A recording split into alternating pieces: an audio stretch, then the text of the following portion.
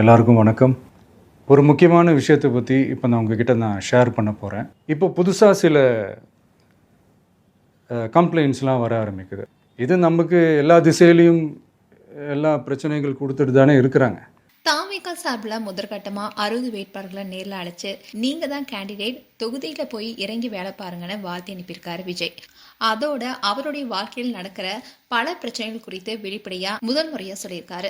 இந்த விஷயம் இப்ப பேசும் பொருளா இருக்கு. விஜய் ஏற்கனவே மதுரை மாநாட்டுல பேசினப்போ 234 தொகுதிகளிலும் உங்கள் விஜய் நிற்பதா நினைச்சு தாவேகா வேட்பாளர்களை ஜெயிக்க வைங்கன்னு மக்கள் கிட்ட கோரிக்கை வச்சிருந்தாரு. அந்த சூழல்ல யார் விஜயுடைய வேட்பாளர் என்பது மிகப்பெரிய கேள்வியா இருந்துச்சு. இந்த சூழல்ல தான் விருப்பமனு அளித்தவர்கிட்ட முதல் கட்ட நேர்காணல விஜய் முடித்திருக்காரு. அண்ட் விஜய் தன்னுடன் பல வருஷங்களா பயணித்த விஜய் மக்கள் இயக்கத்துல ஆரம்பிச்சதுல இருந்தே உழைத்த நிர்வாகிகளுக்கு தான் முன்னுரிமை தரவுள்ளதா சொல்லப்படுது.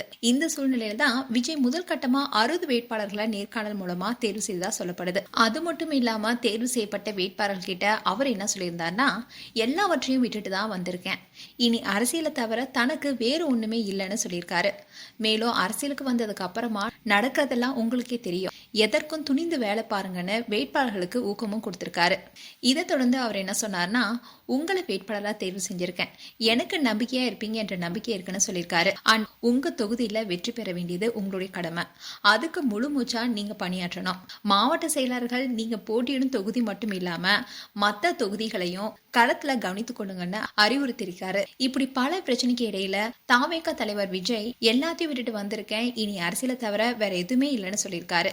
இதை பார்த்த நெட்டிசன்ஸ் பலரும் பலவிதமான கருத்துக்களை தெரிவிச்சுட்டு வராங்க.